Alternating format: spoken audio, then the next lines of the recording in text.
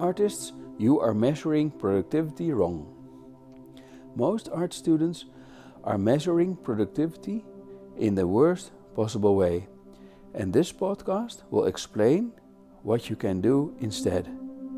When I was at the Art Academy, filling a sketchbook each month was a feat some fellow students took pride in. Comics artists will draw one comics page a day. Writers will write 2,000 words a day. Inktober gets you to make one pen drawing a day. Those are all output-defined productivity measures.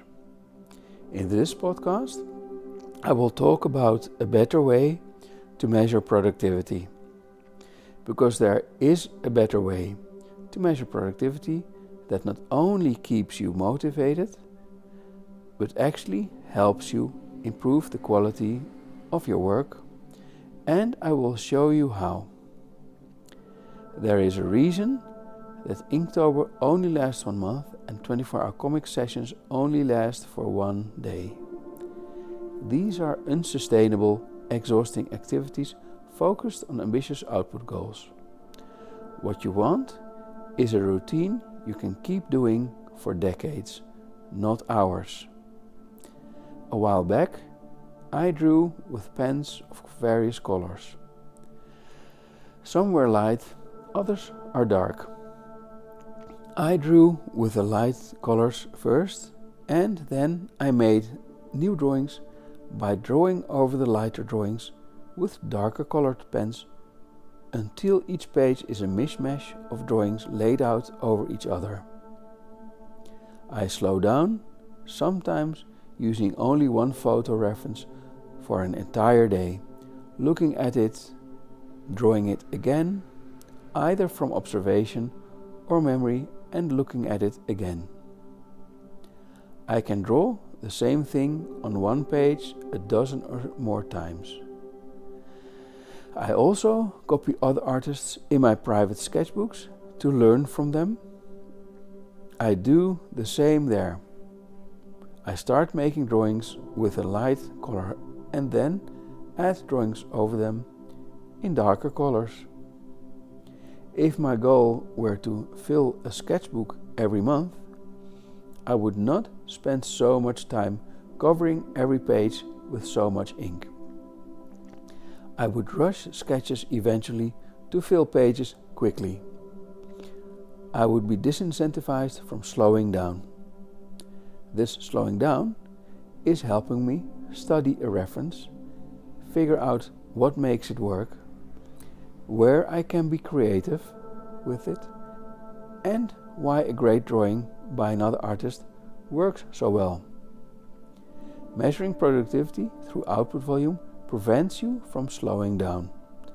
And slowing down can be extremely valuable for your growth as an artist and for your mental health. You need moments of rest, moments to contemplate, to experiment, to try new things, to go in tangential directions. Creativity should be messy.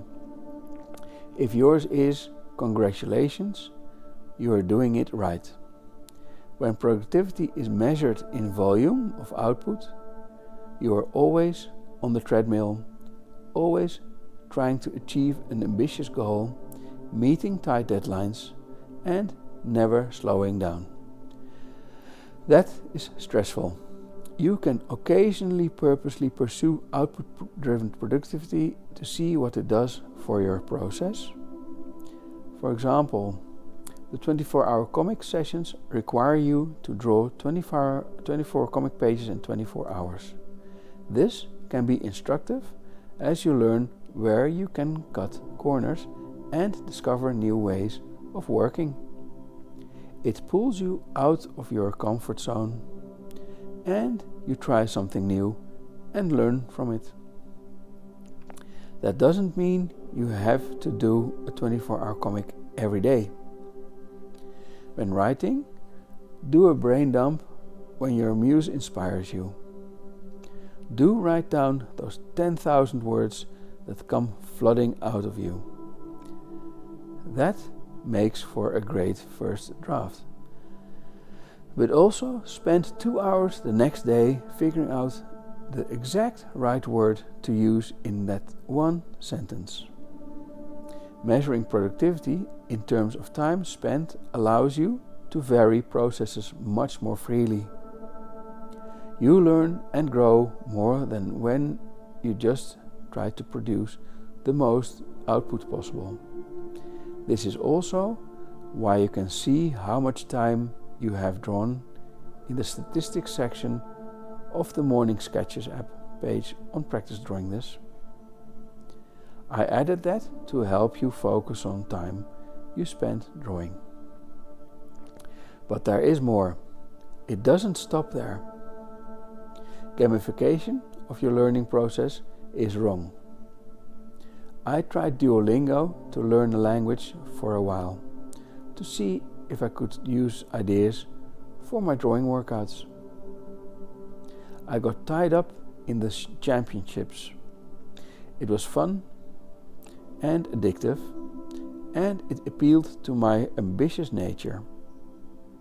The problem was that the ways to score the most points in the championships were often activities where you learned less. I ended up focusing on scoring as many points as possible instead of learning as much as possible. In companies, you'll regularly have some idiot manager who thinks you can measure the performance of a coder by counting the number of lines of code written. This doesn't value the thinking that can go into one line of code and ignores that code is often improved by removing, and that counting lines becomes a perverse incentive to make the code less maintainable through copy and paste.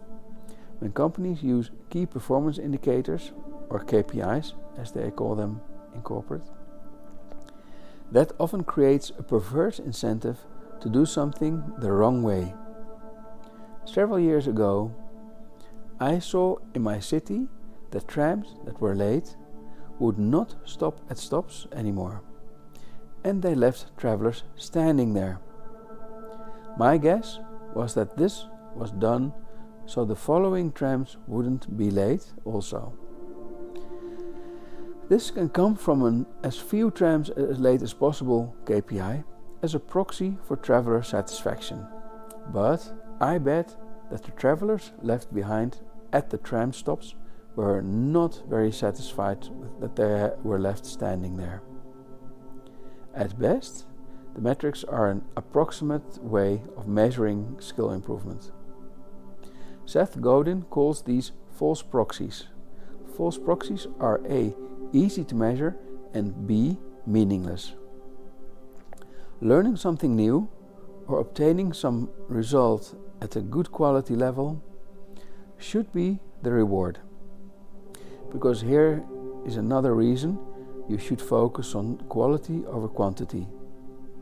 If you produce at a high pace and produce things in a short time, the outside world may be impressed for a second, but a second later they forgot you did it in so little time, and they judge the quality of your work instead. You don't get rewarded for doing things in little time. You get rewarded for producing high quality. And that takes time. Measuring the time spent on something is a better measure of productivity. It's something you can control. Just spend less time on social media, and if you lose yourself in an activity, there is less chance of burning out. Don't even count the number of sketchbook pages you filled. Focus on whether you feel a sketchbook page was successful. Focus on the time you spent drawing. Focus on the process, not any numerically measurable KPI that measures volume of output. Focus on the time you spend learning. Success then becomes showing up and investing time in your art skills. It will give you more freedom to experiment without initially worrying about whether the result is good. It helps you build sustainable drawing habits that you can keep long term. It will result in better quality art because you are not rushing for volume. It can be a good idea to track your time, for example, in an app. The Morning Sketches app on the Practice Drawing This website has time tracking statistics which you can use for that. But you can also use your journal. The Pomodoro method, in short, is about using one of those tomato timers, Pomodoro is Italian for tomato, and draw for 25 minutes, then take a 5-minute rest, getting up and moving your body for health reasons. And after 4 Pomodoro sessions, take a longer half-hour rest. This prevents your brain from getting exhausted as you take enough breaks. When I was doing Pomodoro, I would draw a tomato on one of my sketchbook pages and write a date next to it, and draw a line next to it each time I had done a Pomodoro. That way, the time I put in it became visible.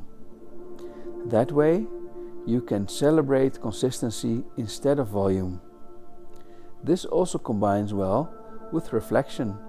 Every week, sit down and write down what you learned that week and reflect on it. This is now something you can do because you created time to slow down, losing the stress of producing high volume output, focusing on quality of output and joy, quality of life instead. To summarize, do not measure your art by output, measure it by time. This mindset shift will only work if you save from burnout. It will also help you enjoy the drawing process much more. Check out the Practice Drawing This website, where I host lots of drawing practice resources which you can't find anywhere else. Thank you for listening.